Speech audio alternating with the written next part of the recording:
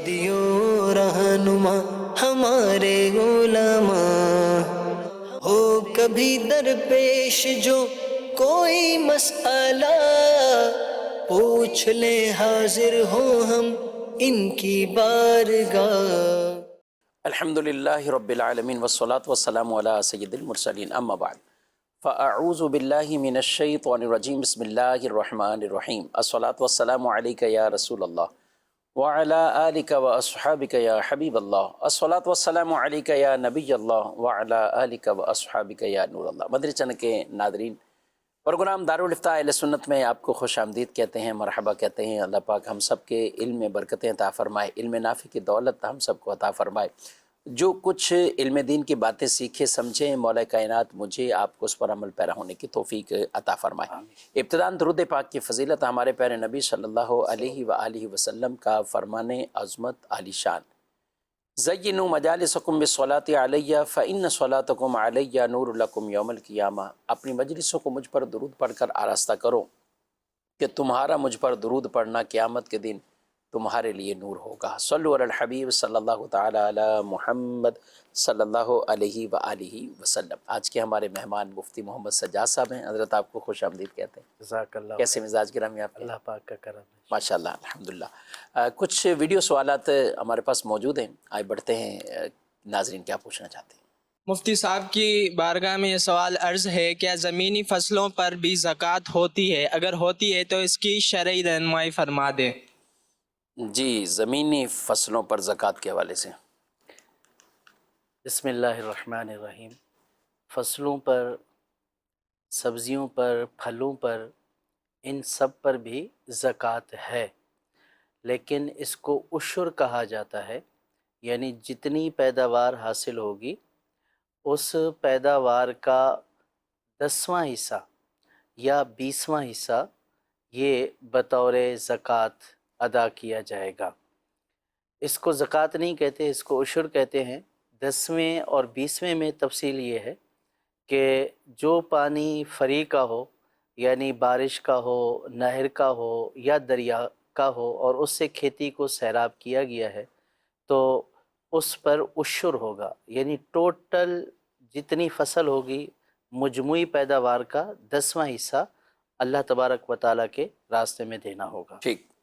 और अगर पानी फ़री का नहीं है बल्कि ख़रीद कर जो है वो पानी दिया गया है, फसलों को, खेतों को सैराब किया गया है, तो फिर इस सूरत में निस्फ़ उशर होगा, आधा उशर, 20वां हिस्सा होगा। 20वां।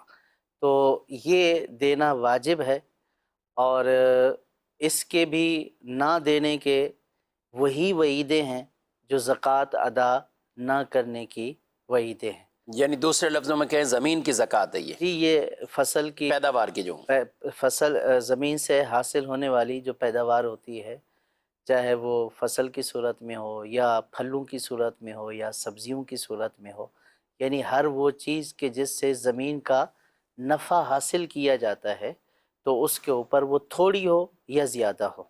तो इसमें ना तो साल की कैद है और ना ही इसमें जो है वो कोई एक ख़ास निसाब है। चाहे थोड़ी हो या ज़्यादा हो, उस पर उशर या निस्फ़ उशर पानी की तफसील के मुताबिक जो बनता होगा वो देना वाजिब होगा। यानी इसमें साल के अंदर बाद फसलें 2 मरतबा हो जाती हैं, बाद ज़मीन से 3 मरतबा भी फ़ायदा उठा लेते हैं। तो ये इसके लिए ये नहीं कि साल का इंतज़ार किया जाएगा। जी, साल में अगर 2 फसलें लें, 3 फसलें लें, तो हर फसल के ऊपर उसकी मजमूई जो तादाद है, मिकदार है, तो उसके ऊपर उशर या निस्फ़ उशर देना होगा। ठीक है। ये नाज़रीन इकराम, आप अपनी वज़ाहत, जब भी आप इस तरह के मामलात हैं तो दायरा ये आप ही इसकी वज़ाहत फ़रमाएँगे कि आपने फसल उगाई है तो उसमें कौन सा पानी इस्तेमाल किया। अच्छा, इसमें खाद के भी तो अखराजात हैं, दीगर चीज़ों के अखराजात हैं, तो अब ये जब कटाई हो गई, सब कुछ आ गया, तो अब ये सब क्या माइनस होंगे उसमें? इसमें जितने भी अखराजात हैं, चाहे खाद के अखराजात हैं, बीज के अखराजात हैं, इसी तरह कटाई के अखराजात हैं और दीगर अखराजात जितने भी हैं, इसी तरह स्प्रे करते हैं बाज़ फसलों के ऊपर, उन तमाम अखराजात को काटा नहीं जाएगा, بلکہ مائنس نہیں کریں گے. مائنس نہیں کیا جائے گا، بلکہ جتنی فصل ہے اولاً اس فصل کا 10واں یا 20واں یعنی عشر یا نصف عشر جتنا بھی بن رہا ہے پانی کے اعتبار سے وہ پہلے نکال دیں گے، اور اس کے بعد جو ہے وہ اخراجات نکالیں گے. لیکن یہ کہنا کہ اخراجات اتنے ہو گئے ہیں تو یہ بھی پہلے مینس کر لیے جائیں تو یہ شرعاً درست نہیں ہے. اور پھر اللہ تبارک و تعالیٰ کے راستے میں دینے میں بندے کو جو ہے وہ خرچوں کو نہیں دیکھنا چاہیے، بلکہ اس بات کو دیکھنا چاہیے کہ اگر اللہ تبارک و تعالیٰ کے راستے میں خرچ کریں گے تو اللہ تبارک و تعالیٰ اس میں برکت بھی عطا فرمائے گا. آپ حضرت دیکھیں کہ سیلاب میں یہ جو گزشتہ سیلاب گزرا ہے اس میں کتنا جو ہے وہ پاکستان کے کتنے جو ہے وہ ضلعوں یا صوبوں کا رقبہ جو ہے وہ بالکل ویران زیر آب ہوا، زیر آب آ گیا، اور بہت سارے تو ایسے ہیں کہ جن پر ابھی بھی فصل نہیں ہوئی. تو اس کے اوپر غور کرنے والی بات ہے اور سمجھنے والی بات ہے کہ جو فصلیں ہمیں پیداوار دے رہی تھی اور اللہ پاک کی یہ نعمتیں ہمیں زمین سے حاصل ہو رہی تھی تو کیا ہم اس کے اوپر عشر ادا کر رہے تھے یا نہیں کر رہے تھے؟ تو اب اللہ پاک نے جو ہمیں نعمت دی ہوئی ہے، جو اللہ پاک کے کرم سے ہمیں زمین سے فصل حاصل ہو رہی ہے، تو یہ نہ دیکھیں کہ جو ہے وہ اس میں کتنا دینا پڑے گا، بلکہ یہ دیکھیں کہ اللہ پاک نے دینے کا کتنا حکم دیا ہے. تو اس بات پر یقین رکھیں کہ اگر اللہ پاک کے راستے میں دیں گے تو برکت بھی اس میں اللہ پاک ہی ڈالے گا، ماشاءاللہ حفاظت بھی ہوگی. حفاظت بھی ہوگی، برکت بھی ہوگی. ہاں، کچھ لوگ سولر سسٹم لگا کر بھی پانی استعمال کرتے ہیں، ٹیوب ویل کا استعمال بھی کرتے ہیں. ٹیوب ویل والے تو باقاعدہ خرید کر کرتے ہیں، اور کچھ نہری پانی جس میں بھی کچھ نہ کچھ ان کو چارجز دینے ہوتے ہیں، جیسے ٹیکس کہنے یا کچھ اور. تو یہ نہری پانی والے تو اس سے جدا نہیں ہوں گے، مطلب عشر میں ہی رہیں گے یہ؟ جی، نہری پانی والے عشر میں رہیں گے، اور جو سولر سسٹم لگاتے ہیں تو وہ بھی لاکھوں لاکھ اخراجات کرتے ہیں، کیونکہ سولر سسٹم جو ہے وہ ایسے نہیں لگ جاتا ہے، اخراجات ہو رہے ہیں. لاکھوں روپے کے اخراجات. جی ظاہر ہے، تو وہ پانی بھی ایک اعتبار سے فری کا پانی نہیں ہے، خرید کری، بلکہ وہ خریدے ہوئے پانی ہی کے حکم میں ہے. تو اس کے اوپر نصف عشر جو ہے وہ لازم ہوگا. ٹھیک ہے. بیچ میں زکوٰۃ کورس کے حوالے سے میں پچھلے سال گڈاب کی طرف گیا تھا، اور یہ اندر کے راستے میں، یعنی یہاں نہ کوئی نہر کا سوال، نہ کوئی یہاں نالا، نہر، ندی، اس طرف کچھ بھی نہیں. کافی 100 کلومیٹر اندر گئے یعنی یوں. تو کئی جگہوں پر یہی پورے سولر سسٹم کے جال بچھے ہوئے تھے. تو یہ بھی ایک طرح کے لاکھوں روپے کے اخراجات ہیں، جس سے پھر ان کے ٹیوب ویل چلتے ہیں اور اسی سے آگے وہ پانی کا استعمال کرتے ہیں. تو یہ نصف عشر رہے گا. جی، اس کے اوپر نصف. طریقہ کیا نکالنے کا؟ مطلب ایک فصل آئی، فصل پوری انہوں نے لی مجموعی طور پر، اب اسی فصل کے اس گندم یا جو بھی ہیں اس کا وزن نکال دیں، یا یہ فصل بالفعل 5 لاکھ کی بک رہی ہے، 5 لاکھ کی بیچی انہوں نے، اب اس کا عشر کیسے نکالیں گے؟ عشر یا نصف عشر. مثال جیسے زکوٰۃ میں تو ہم لاکھ روپے ہوں تو ہم کہتے ہیں 2,500 نکال دو، تو اس میں کیا کریں گے؟ دیکھیں، اگر فصل سے نکالنا ہے، ٹھیک، یعنی جو فصل حاصل ہوئی ہے تو اس فصل کے اس کے 10 حصے کر لیں، اور 10واں حصہ جو ہے اگر عشر بنتا ہے تو 10واں حصہ اللہ پاک کے راستے میں دے دیں. یعنی 10 من ہیں، اگر 10 من ہیں ٹھیک ہے، تو جو 10واں من ہے وہ اللہ پاک کے 1 من، یعنی 1 من جو ہے وہ اللہ پاک کے راستے میں دے دیں، اور 9 من کے یہ مالک ہیں. 100 من نکلی تو 10 من یہ لیں. 100 من تھی تو 10 من جو ہے وہ عشر کے طور پر دے دیں گے، اور جو 90 من ہیں وہ خود استعمال کریں، جو اخراجات ہوئے ہیں ٹھیک، وہ اس میں استعمال کریں. صحیح ہے. اور نصف عشر وہ اسی کا؟ ہاں، پھر اس میں یہ ہوگا کہ اگر جو ہے وہ جہاں 1 من دینا تھا یعنی 40 کلو دینے تھے، وہاں 20 کلو دینے ہوں گے، تو وہ آدھا ہو جائے گا. تو اب جو ہے وہ جہاں 40 کلو کا 1 من ہوتا ہے، جی جی، تو اب جہاں 40 کلو دینے تھے وہاں پہ 20 کلو دیں گے. ماشاءاللہ. جتنے بھی ایسے احباب سن رہے ہیں جن کی زمینیں ہیں، باقاعدہ وہ کاشتکاری کرتے ہیں، زمین کی جو پیداوار ہے اس کی یہ زکوٰۃ ہے. یہ خاص اللہ کا فضل ہے. آدمی تو بیج بو دیتا ہے، اب اس کے بعد اس کو اگانا، اس کا نکلنا، پودے آ جانا، اور اس سے فصل کا تیار آ جانا، سبزیاں ہیں تو ان کا تیار ہو جانا، دیگر جو بھی فصل آپ نے لگائی ہے، چاہے گنے کی فصل ہے، گندم کی ہے، آج کل کون سی سجاسب لگ رہی ہے آج یا کل اتر رہی ہے؟ گندم کی کٹائی کا سیزن ہے. گرمیوں میں جب پیک ٹائم جی ہو جی، جاتا ہے. سوال کا ایک پہلو رہ گیا، پیسوں سے بھی ادا کیا جا جی جی. سکتا ہے. یعنی اگر 1 لاکھ کی جو ہے وہ بکی ہے جو بھی صحیح، فصل ہے، تو اس میں 10,000 جو ہے وہ وہی حساب ہو گئی ہے. اللہ پاک کے راستے میں دے دے، اور 90,000 یہ خود رکھ لیں. ٹھیک ہے. جی ناظرین کرام، اس کے حوالے سے مکتبۃ المدینہ کا عشر کے حوالے سے ایک باقاعدہ رسالہ بھی ہے، اس کا بھی آپ مطالعہ کر سکتے ہیں، اور مزید اس کی جو ضیاعت ہیں، مزید متعلقات ہیں، وہ اس رسالے میں بھی آپ ملاحظہ فرما سکتے ہیں. بڑھتے ہیں آپ کے مزید سوالات کی طرف.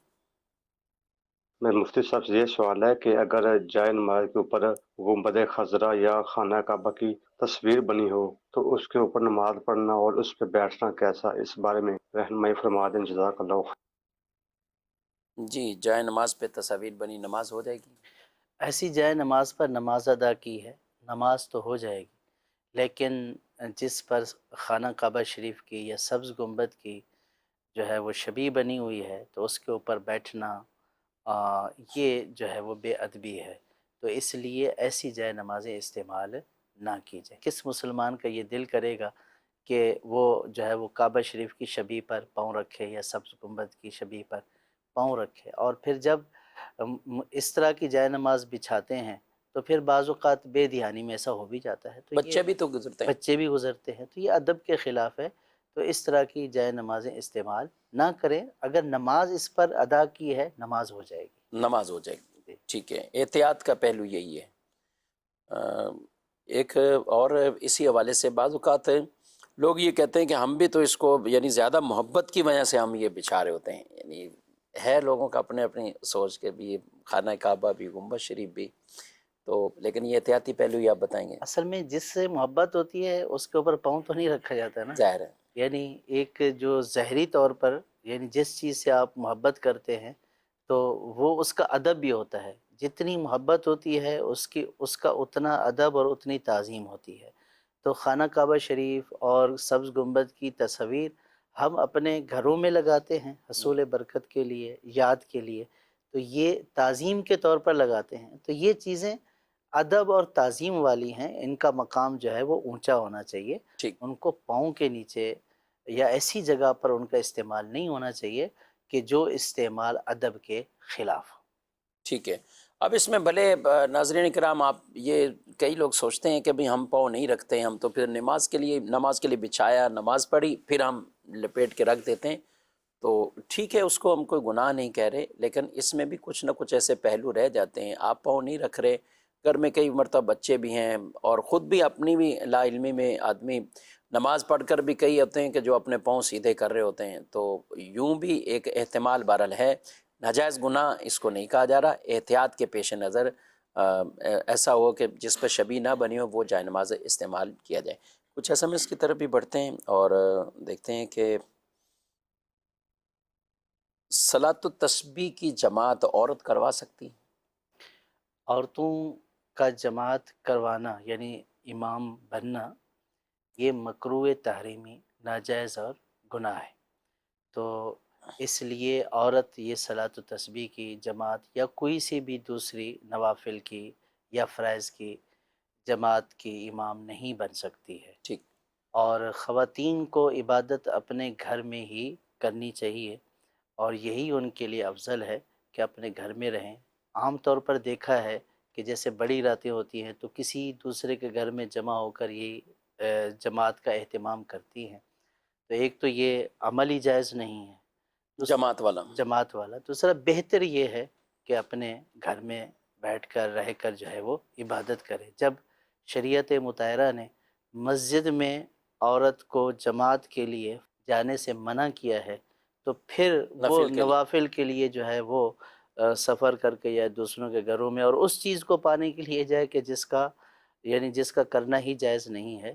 تو اس طرح کے امور نہ کیے جائیں کہ بڑی رات ہے، فضیلت والی رات ہے، اس میں آپ وہ کام کر رہے ہیں کہ جس کو شریعت نے منع کیا ہے یا شریعت نے ناجائز کہا ہے، تو اس کا ثواب کیا حاصل ہونا ہے. کچھ کی طرف سے یہ پھر سوال آتا ہے کہ پڑھنی نہیں آتی، چونکہ نماز طویل ہے پتہ نہیں ہے کتنی بار تسبیح پڑھنی ہے، رکوع میں کتنی بار، اس میں کتنی، تو کسی امام کے پیچھے ہیں تو بھلے اب وہ یعنی ان عورتوں میں سے پھر ایک عورت امام بن جاتی ہے اور وہ نماز پڑھا دیتی ہیں۔ اور کئی جگہوں پہ تو سننے میں یہ بھی آیا ہے کہ بلند آواز سے قرات بھی، تسبیح بھی، بھلے دن میں وہ صلاۃ و تسبیح ہو رہی ہے لیکن ہر چیز جہری ساتھ پڑھی جا رہی ہے۔ دیکھیں اس اعتبار سے تو ہم یہ کہیں گے کہ ہر مسلمان کے دل میں عبادت کی محبت ہونی چاہیے، اور چاہے وہ مرد ہوں یا عورت، ان کے دل میں عبادت کی محبت ہے، یہ اچھی بات ہے۔ یعنی یہ قرآن ہے کہ مجھے بھی ادا کرنا ہے، تو یہ ایک اچھا جذبہ ہے،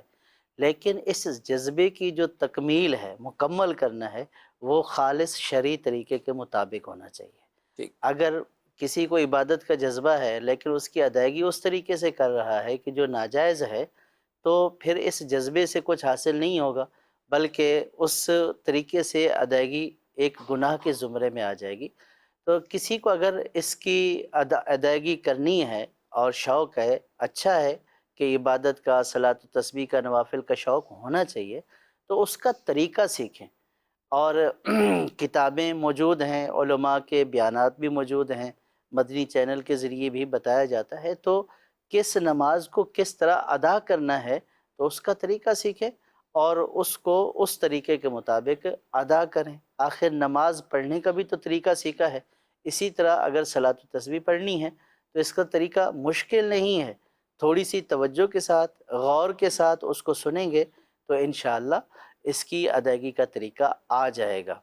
بعض تو ایسا بھی ہے کہ آپ نے جیسے یہ فرمایا کہ زور زور سے پڑھتی، بعض تو یوں بھی ہوتا ہے کہ ادھر صلاۃ و تسبیح جو ہے کوئی اسلامی بہن پڑھ رہی ہے، کوئی خاتون پڑھ رہی ہے، دوسری جو نہیں پڑھ رہی ہے وہ جو ہے وہ بیان کر رہی وہ ہے، بتا رہی ان کو بتا رہی کہ ہے کتنی تسبیح ہوں گی کہ یا ابھی یہ اتنی تسبیح، اللہ ابھی یہ اکبر۔ کرے۔ تو اس طرح کے بھی سوالات پوچھے ہیں باقاعدہ جی ظاہر، کہ جو اس طرح جو ہے وہ ادا کرنا کیسا، تو اب ظاہر ہے کہ نمازی اگر باہر سے لقمہ لے گا تو اس کی نمازی جو ہے وہ فاسد ہو جائے گی۔ اب صلاۃ و تسبیح میں اتنا وقت بھی صرف کیا لیکن شرعی مسئلہ معلوم نہ ہونے کی وجہ سے وہ اصلاً نماز ہوئی ہی نہیں ہے، اور بلکہ نیت کی ہے نوافل کی اور اس کو بعد میں جو ہے وہ کسی وجہ سے فاسد کر دیا، توڑ دیا، تو ابھی اس کی ادائیگی بھی جو ہے وہ لازم ہو جائے گی، تو اب ثواب بھی نہیں ملا، الٹا گناہ ہوا ہے، تو ایسی ادائیگی کا کیا فائدہ؟ تو اس لیے جو بھی عبادت کرے تو اس عبادت کرنے کا طریقہ کہ اس کو کس طرح صحیح طریقے سے ادا کرنا ہے اس کا سیکھنا بھی ضروری ہے۔ جی مزید سوال۔ مفتی صاحب سے میرا یہ سوال ہے کہ نابینا افراد اگر نماز پڑھیں گے اکیلے تو وہ کس طرح پڑھیں گے کہ کعبے کی طرف منہ کرنے کا ان کو پتہ نہ چلے کہ کعبہ کس طرف ہے، تو اس حوالے سے کیا احتیاط ہو سکتی ہے؟ ٹھیک ہے، مزید۔ میرا مفتی صاحب سے سوال یہ ہے کہ مسجد کے اندر نماز کے طریقے کی فلیکس تصویروں کے ساتھ لگانا کیسا؟ بعض اوقات ہوتا ہے جیسے انگلیاں ہیں، پاؤں صرف ہیں، تو اب اس میں صرف پاؤں کی انگلیاں لگانے میں تو سجاد بچھانے کا وہ لکھا جی ہوتا ہے جی کہ بھئی یہ آپ ایسے کھڑی نہیں تو اس میں کٹ لگا ہوگا، اور یوں ہاتھوں کو یہ نہیں ہے۔ ایک مرتبہ ہم نے سلسلے میں ہاتھوں کا بیان کیا کہ وہ مفتی صاحب فرما رہے تھے کہ بھی انگلیاں ہیں تو اس کو بچھائے ہوئے یوں رکھنا ہے، تو وہ بعد میں کہ ہاتھ تو ہم نے ایسے کبھی نہیں رکھے ہیں نماز میں، تو یہ بھی سوال۔ تو اگر اس طرح کی ہیں تو وہ ایک الگ بات ہے، لیکن پوری تصاویر عام طور پر اس طور پر تو نہیں ہوتا کہ وہ چھپی ہوئی ہوتی ہے۔ بہرحال دونوں کا آپ حکم بیان کرتے ہیں، لیکن انہوں نے وضاحت نہیں کی اس میں تھوڑی سی۔ مسجد میں تصویر کا لگانا، اور تصویر تو گھر میں بھی لگانا جائز نہیں ہے جس کا چہرہ بالکل واضح ہو، اور مسجد میں بھی لگانا جائز نہیں ہے۔ اور دوسرا طریقہ جیسے آپ بعض اوقات پاؤں دکھا رہے ہوتے ہیں تو وہ بھی مسجد میں نہ لگائیں، بہتر نہیں ہے۔ اگر لگانا سائڈ پر لگایا ہے، ایسا ہی ہوتا ہے وضو خانے میں یہ اس طرف کہیں تو فلیکس، سائڈ پر لگا، اگرچہ وہ تصویر نہیں ہے لیکن بہت سارے لوگ اس بات ظاہر ہے بالکل۔ پسند کرتے ہیں کہ یہ پاؤں کی تصویر جو ہے وہ مسجد میں ہے، اور وضو خانے کے اوپر یا باہر والی دیوار کے اوپر لگا دی ہے تاکہ لوگ اس کو دیکھیں اور اپنی نماز کو درست کر لیں، تو اس میں کوئی حرج نہیں ہے۔ نابینا شخص ہے، انہوں نے ان کو کعبے کا کیسے معلوم ہوگا؟ وہ نابینا شخص کہ جس کو سمت پتہ نہیں چل رہی، تو وہاں اگر کوئی موجود ہے، جہاں یہ موجود ہے وہاں اگر کوئی دوسرا شخص موجود ہے تو اس سے پوچھے کہ جو ہے وہ سمت کس طرف ہے قبلہ شریف کی، قبلہ شریف کس طرح؟ تو وہ بتا دے، یا کوئی دوسرا ایسا ذریعہ ہے، جیسے آج کل موبائل اپلیکیشن بھی ہیں اور نابینوں کے لیے بھی خصوصی ہوتا ہے کہ انڈیکیٹ کرتی ہیں وہ، اچھا وہ بھی کر لیتے ہیں؟ جی جی، اس سے ان کا ہو جاتا ہے۔ تو کوئی ایسا آلات ہیں کہ جس کے ذریعے معلوم ہو سکتا ہے تو اس سے معلوم کریں، اور بالکل اگر کوئی بتانے والا وہاں پر موجود نہیں ہے تو پھر تحری کریں، یعنی غور و فکر کریں، سوچیں کہ جہت قبلہ کس طرف ہو سکتی ہے، اور پھر سوچنے کے بعد، غور و فکر کرنے کے بعد جس طرف دل جمے کہ مجھے اس طرف منہ کر کے نماز پڑھنی ہے، تو اس طرف اگر انہوں نے منہ کر کے نماز ادا کر لی تو نماز ہو جائے گی۔ لیکن اگر بغیر تحری، یعنی غور و فکر سوچے بغیر اگر نماز ادا کر لی اور قبلے کی جہت معلوم نہیں تھی، تو اس صورت میں نماز نہیں ہوگی۔ یہ نابینا کے لیے بھی یہی حکم ہے، اور آنکھوں والے کے لیے بھی یہی حکم ہے کہ اگر اس کو پتہ نہ چلے کہ قبلے کی جہت کس طرف ہے اور بتانے والا بھی کوئی نہیں ہے، تو دونوں کے لیے یہی حکم ہے کہ وہ تحری کرے، غور و فکر کرے، اور جس طرف ان کا دل جمے اسی طرف منہ کر کے نماز ادا کر لے۔ ٹھیک ہے، عام طور پہ گھروں میں بھی کچھ نہ کچھ ایسی جگہیں خاص کر کے بھی ہوتا ہے، جائے نماز بچھا کر بھی ہوتا ہے، کئی جگہوں پہ تخت بھی ہوتے ہیں ایسے افراد کے لیے کہ وہ اپنی کوئی نہ کوئی ایسا تخت بچھایا ہوا ہے۔ تخت زمین پر بچھا ہوا ہے، عام نارمل کھڑے ہو کر نماز پڑھنا سب کچھ ہے، یعنی عام زمین سے 4 انگل یا 4-5 انچ کہیں کہ وہ موٹا ہے اور اوپر ہے، کوئی مسئلہ تو نہیں؟ نہیں، اس میں کوئی مسئلہ کوئی نہیں۔ مسئلہ، وہ زمین پر ہی رکھا ہوا ہے، ٹھیک۔ تو ایسے اگر کسی کے گھر کے اندر ہے ایسا معاملہ، تو اگر ایسا کوئی تخت وغیرہ ہو جس سے ان کو نشانی پتہ چل جائے تو یہ ایک اچھا اہتمام ان کے لیے ہو جائے گا۔ باقی نبینے ماشاءاللہ بڑے سمجھدار ہوتے ہیں، ان کو تو یہ تو کئیوں کی انگلی پکڑ کے چلانے والے ہی بن جاتے ہیں، یعنی بعد پورے پورے محلے یاد ہو جاتے ہیں ان کو، گلیاں یاد ہو جاتی ہیں۔ اور کئی نبینوں کا ہمارے یہاں مدنی چینل پر بھی سلسلہ آن ایئر ہوتا ہے کہ معذور ہوں مجبور نہیں، اس میں ایسے کئی ہوتے ہیں کہ جو خود اپنی کمائی بھی کرنا، دیگر یہ سارے معاملات بھی چلانا، تو نبی نے بھی بہت سمجھدار ہوتے ہیں ماشاءاللہ۔ ہمارا تو الحمدللہ دعوت اسلامی کے زیر اہتمام باقاعدہ شعبہ جات ہے، اور تو ایک جامعۃ المدینہ بھی پورا انہی خصوصی نابینا اسلامی بھائیوں کے لیے جس کا آغاز ہو چکا ہے، اور اس کے علاوہ کئی کورسز وہ کیے جا رہے ہیں، کروائے بھی جا رہے ہیں، ان کو پڑھایا بھی جا رہا ہے باقاعدہ ان کی زبان میں، قاعدہ وغیرہ یہ سب، کہ جس کے ذریعے سے ان کا قرآن پڑھنا بھی وہ ان کے لیے آسان ہو جائے۔ تو یہ سب اہتمام ہیں، آپ بھی اگر کوئی ایسے ہیں تو ان کو آپ دعوت اسلامی کے اس دینی ماحول کے ساتھ وابستہ کیجئے، انشاءاللہ بہت سی چیزیں وہ سیکھنے والے بن جائیں گے۔ جی مزید سوال؟ مفتی صاحب سے میرا یہ سوال ہے، نکاح ہونے کے کتنے عرصے کے بعد رخصتی ہونا لازمی ہے؟ لوگوں سے سنا ہے کہ اگر 3 مہینے تک رخصتی نہ ہو تو نکاح ٹوٹ جاتا ہے۔ 3 مہینے سے نکاح اتنے پتہ نہیں کتنے ٹوٹ جائیں گے ایسے، تو کیا کہتے ہیں آپ؟ ایسی کوئی بات نہیں ہے، 3 مہینے نکاح ہونے کے بعد 3 مہینے تک، کیا 3 سال تک بھی اگر رخصتی نہیں ہوئی ہے تو نکاح نہیں ٹوٹے گا۔ کوئی مدت مقرر نہیں ہے اس کی کہ نکاح کے اتنے بعد بہر صورت رخصتی کرنی ہی کرنی ہے، ایسا نہیں ہے۔ اگر تاخیر بھی ہوئی ہے تو نکاح کے اوپر کوئی اثر نہیں پڑے گا۔ نکاح جو ہے وہ رخصتی میں تاخیر کرنے سے نہیں ٹوٹتا ہے، اس سے نہیں ٹوٹے گا۔ یا لوگوں نے بنایا ہوتا ہے، یا کہ کس نے اس کو ایسے ہی یعنی عوام میں چھوڑ دیا ہے، یا جس کے گھر والے پتہ نہیں شاید لمبا کوئی عرصہ رخصتی نہ کرنا چاہیں تو انہوں نے، بہرحال یہ اپنی جگہ سجاد سب چلے کہ پہلو پہ گفتگو کرتے ہیں کہ ہونا کتنا چاہیے وقفہ۔ بعض لوگ ایسے ہوتے ہیں کہ جو منگنی کرتے ہیں، اور ان کا منگنی کرنے کا مقصد یہ ہے کہ منگنی کریں گے، 1.5 سال اس میں نکالیں گے، پھر نکاح کریں گے، نکاح کرنے کے بعد پھر ایک طویل عرصہ نکالیں گے، پھر جا کر وہ رخصتی کی طرف سوچ رہے ہوتے ہیں کرنی ہے۔ عام معاشرے میں آپ کیا دیکھتے ہیں، کیا ہونا چاہیے؟ دیکھیں، نکاح کی مختلف حیثیتیں ہیں، فرض ہے، واجب ہے، سنت ہے، تو پھر اسی اعتبار سے حکم بھی اسی اعتبار سے ہوگا۔ جیسی کیفیت ہے، فرض کی کیفیت ہے تو فوری طور پر جو ہے وہ رخصتی کا حکم ہوگا۔ تو بہرحال بلا وجہ جو ہے وہ اس کام میں تاخیر نہیں کرنی چاہیے۔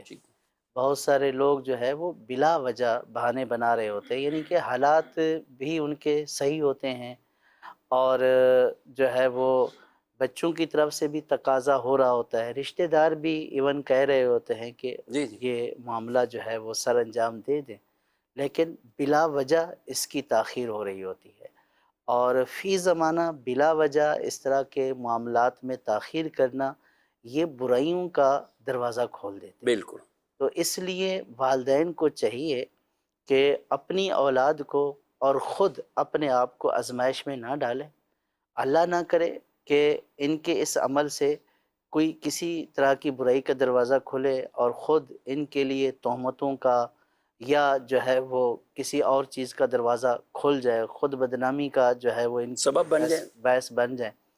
تو یہ جو کیسز ہوتے ہیں مختلف جو ہے وہ بھاگ جاتے ہیں، اور شرعاً یہ درست نہیں ہے، لیکن بعض جگہوں پر اس کا ایک سبب، یعنی اگرچہ کہ والدین کا یہ عمل درست نہیں ہے، لیکن اس میں بعض اوقات اس کا ایک سبب یہ بھی ہوتا ہے کہ بچے یہ بیان کر رہے ہوتے ہیں کہ ہم تو اتنے عرصے سے کہہ رہے تھے والدین کو کہ جو ہے وہ ہمارا نکاح کے بعد رخصتی کر دیں، لیکن اس کے باوجود والدین اس پر توجہ نہیں دے رہے ہوتے۔ تو یہ بڑے حساس معاملات ہیں، ان میں بلا وجہ تاخیر نہیں کرنی چاہیے، یہ اپنے لیے رسوائیوں کا، برائیوں کا اور طرح طرح کی چیزوں کا دروازہ کھولنے کے مترادف ہے۔ تو کوئی بھی عقل مند شخص جو ہے وہ اس بات کو نہیں پسند کرے گا کہ اس کے لیے رسوائی کا، برائی کا، ذلت کا راستہ کھلے۔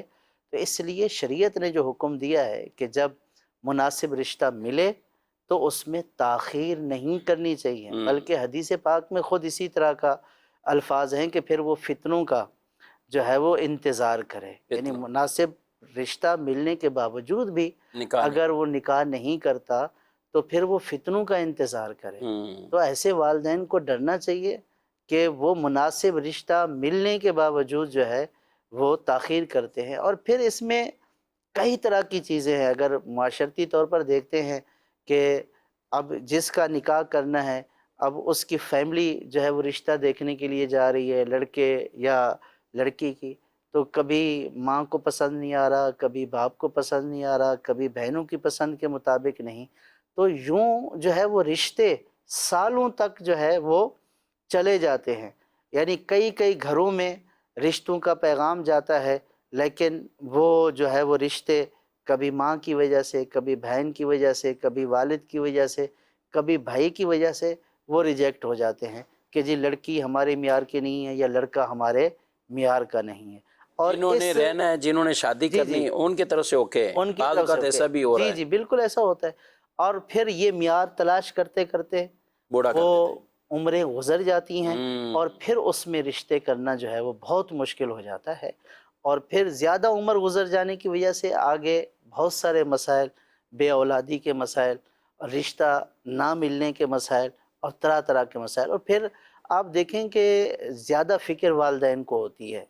بعض اوقات والدین دنیا سے رخصت ہو جاتے ہیں، جی بالکل، بھائی بہنوں کی شادیاں ہو جاتی ہیں، پھر کسی کو کسی کی فکر نہیں ہوتی ہے، تو پھر جو بچے رہ گئے وہ سو رہ گئے، اور پھر ان کے لیے جو تکلیفیں اور پریشانی ہمارے معاشرے میں یہ عمر کا اس طرح بہت زیادہ ہے کہ یعنی دیکھا جاتا ہے، اور جب بھی بالخصوص جو بچیاں بھی ہیں اگر وہ 22-23 سال اور یہ ابو عمر ہو رہی ہے تو یہ کوئی اچھا نہیں انداز، اچھا سائن نہیں، اچھا سائن نہیں ہے، اور یہ باتیں ہمیں سیکھنی چاہیے۔ ہم اس جا رہے ہیں اس معاشرے میں یہ سب چیزیں وہ دیکھی بھالی ہیں، تو جب تک کوئی شریعت کی طرف سے کوئی ایسا عذر نہیں ہے تو پھر بلا وجہ ایسا رشتہ وہ اس میں رکاوٹ نہیں بننا چاہیے۔ سب کچھ سجا سب کو پسند ہے، وہ کھالو نہیں مان رہے، جی کھالو صاحب نے کیا کرنا ہے اس میں؟ جن کو شریعت اجازت ہی نہیں دیتی کہ آپ جا کر کسی عورت کو یا رشتے دیکھنے کے لیے آپ لیڈیز کو دیکھیں، ہمارے معاشرے میں اس کو تو سب دکھا رہے ہوتے ہیں کہ آپ بھی دیکھیں، کھالو نے بھی اور چچا نے بھی، ماموں نے بھی، یہ ان سب نے دیکھنا ہے۔ بھتیجا صاحب کہہ رہے ہیں اوکے ہے، ٹھیک ہے بھی، جس کی شادی ہونی، لیکن وہ راضی نہیں ہے، اور اس وجہ سے، اور بعض تو ایسے ہیں کہ اس طرح کی باتیں کر کے لوگوں کے رشتے ٹھکرا دیتے ہیں۔ قد وہ ٹھیک نہیں تھا، ناک میں مسئلہ ہے، ناک ٹیڑھی ہے، ناک میں تھوڑا یوں ہے، آنکھیں یوں ہیں، رنگ کلر یہ ہے، ٹھیک ہے آپ کی پسند ناپسند ہے، لیکن آپ کسی کی بیٹی میں یہ کس طرح کی آپ عیب نکال کے ان کو تکلیف میں آپ مبتلا کرتے ہیں؟ یہ خود غور کرنا چاہیے۔ یہ کوئی عذر نہیں ہے. یعنی ٹھیک ہے پسند نہ آنا ایک اور بات ہے، لیکن کسی کی بیٹی کے اس طرح کی چیزیں اور ان کے گھر میں آپ بول کر آ جاتے ہیں، یہ بڑی ایک مطلب دکھتی رگ ہے. اگر اس پر بات کی جائے کہ اس معاشرے میں کتنے لوگ اس تکلیف میں مبتلا ہوتے ہیں. کیا انہوں نے اس کو ایسا بنایا تھا؟ کہ آپ خود سوچتے نہیں کہ یہ اعتراض آپ کا کس طرف جا رہا ہے؟ کہ اگر آپ کسی کے قد پر، چہرے پر، شکل پر، صورت پر ناپسند آنا، نہیں رشتہ کیا ٹھیک ہے بھائی، لیکن یہ چیزیں باقاعدہ ان کو کہہ کر آنا، اور جس کی وجہ سے پھر صرف سجاد صاحب ان کو نہیں، پھر اور محلے والوں کو بھی، لوگ بھی جستجو میں ہوتے ہیں کیا ہوا، کیوں نہیں ہوا، کیا ہوا، کیوں نہیں ہوا. اچھا اب بعد میں کوئی مشورہ بھی کرنے آتا ہے نا ان سے، تو وہ ان کو بھی بتا رہے ہوتے ہیں کہ اب 3 پہلے چلے گئے تھے، وہ یہ وجہ تھی، یہ وجہ تھی، یہ وجہ تھی. لیکن ان کو بھی اللہ سے ڈرنا چاہیے. جب تک شریعت اجازت نہ دے، لازم نہ کر دے کہ آپ کوئی ایسی چیز جو اس کو شریعت کہتے ہیں بتائیں، تو وہ ایک الگ بات. مشورہ کسی کو دینا ہے اچھا دیں، ٹھیک ہے، یہ بھی ایک شرعی تقاضا ہے. لیکن خامخواہ کس طرح کے اور عیب ایسے بتائیں، وہ جو عیب ہوں ہی نہ ان کو عیب ظاہر کر کے آپ بتائیں، یہ بڑی عجیب معاملہ ہے. اور اس لیے بیٹیوں والے جو ہیں وہ اور دوسروں کی بیٹیوں کی بھی وہ قدر کریں. بعض اوقات آدمی خود نہ ڈر بن رہا ہوتا ہے کہ میری یہاں کوئی بیٹی نہیں ہے، ٹھیک ہے بھائی میں جیسے مرضی کہتا رہوں. آپ کے پاس کوئی سند ایسی نہیں ہے، آپ کے یہاں بیٹی نہیں ہے تو آپ کے بیٹوں کے یہاں بھی آگے کوئی بیٹیاں نہیں ہونی. اور بات چیزیں ایسی ہوتی ہیں مکافات عمل، وہ واضح طور پر سامنے آئیں گی، ان کو پھر وہ پھر برداشت کرنا ہوگا. اس لیے میرے محترم ناظرین کرام، ہمیشہ کوئی اتھینٹک عذر ہو ایک الگ بات ہے، اور کہیں رشتہ آپ نے کیا ہی نہیں، بس دیکھ کر آپ چلے گئے، ٹھیک ہے آپ کا مائنڈ نہیں بنتا، تو ان کو لٹکائیں بھی نہیں. وہ انتظار کر کر کر کر کے تھک گئے، کب آنا ہے فون، کب بات ہونی ہے. نہیں، ایک جگہ گئے 10 جگہ الگ. شریعت تو یہ فرمائی کہ کہیں ایک بھائی نے کہیں پیغام نکاح دیا ہوا ہے اور ان کی باتیں بالکل قریب ہیں کہ ہو جائیں گی، ان کی باتیں ہو جائیں گی، دوسرے کو منع کیا ہے کہ وہ اس پیغام نکاح پر بھی نکاح کا پیغام نہ دے، اس کو یہاں منع. اور 2 کی بات چیت ہو رہی ہے، لیکن ہمارے ہاں اس چیز کا بھی پرواہ کیے بغیر ہی فوراً کئی مرتبہ کہیں اچھی خاصی بات ہو رہی ہوتی ہے، منگنی بھی ہو جاتی ہے، توڑ دیتے ہیں بلا وجہ شرعی. یہ کام بھی جو آپ نے کیا، منگنی گرچہ نکاح نہیں ہے لیکن ایک وعدہ تو ہے، اس کی تو پاسداری کی جائے. جب تک شریعت کی طرف سے نہ ہو تو ہمیں ان معاملات کو بھی نبھانا چاہیے. تو ناظرین کرام، یہ باتیں بھی بطور خاص ہمیں سیکھ اور سمجھ لینی چاہیے، اور بلا وجہ اس طرح کے انکار بھی نہیں ہونے چاہیے. اپنے بچوں کے رشتوں میں رکاوٹ بن کر بھی نہیں بیٹھنا چاہیے کہ ان کی عمریں گزرتی رہیں اور وہ اپنے والدین کو کوستے رہیں کہ ہمارے والدین نے ہمارے بارے میں کیا کیا ہے. اللہ پاک ہم سب کو شریعت مطہرہ کے احکامات کو فالو کرنے، احکامات کو ہی مقدم رکھنے اور اس پر عمل کرنے کی توفیق عطا فرمائے. امیر اہل سنت کا ایک رسالہ سنت نکاح کا، تو وہ آپ ضرور حاصل کیجئے. انشاءاللہ بہت سی ایسی باتیں آپ کو اس میں سیکھنے سمجھنے کو ملیں گی. اللہ پاک ہم سب کو عمل پیرا ہونے کی توفیق عطا فرمائے. آمین بجاہ نبی الامین صلی اللہ علیہ وسلم. ہادیوں رہنما ہمارے علماء، ہو کبھی درپیش جو کوئی مسئلہ، پوچھ لیں حاضر ہوں ہم ان کی بارگاہ.